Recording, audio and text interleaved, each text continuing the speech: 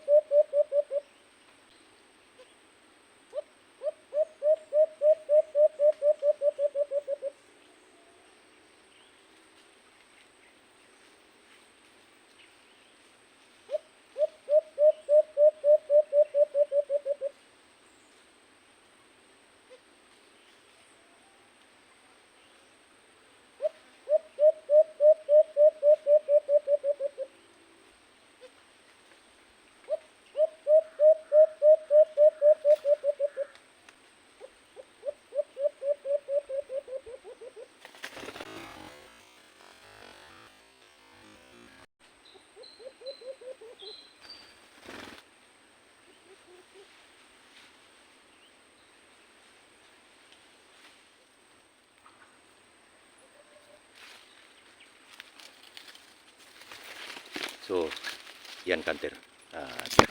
Nadali natin yung hindi nadali ni Uno nung nakaraang hunting natin ano. At ito yung napakalakas kumampay mga ka-hunter na dinadaan-daanan niya lang si Uno nung nakaraang vlog natin. So ito na ngayon at nahuli natin at napadapo ni Kusa mga ka-hunter ano. So dyan lang pala sa taas kanina mga ka-hunter. Ang tagal siya dyan sa taas ng mga puno na yan. Yan paikot-ikot lang siya no. At kilalang kilala ko kasi dahil nung nag-hunt ako ay talagang kitang-kita ko yung kanyang galawan. So good job mga hunter na kuha ko itong kursunada kong alimukon na lalaking lalaki ano. So sita pa tayo muli mga ka-hunter. Yan mga ka-hunter ano, hanggang dito na lamang muna tayo. Tayo ay uuwi na. Yan pa rin yung aking kasama.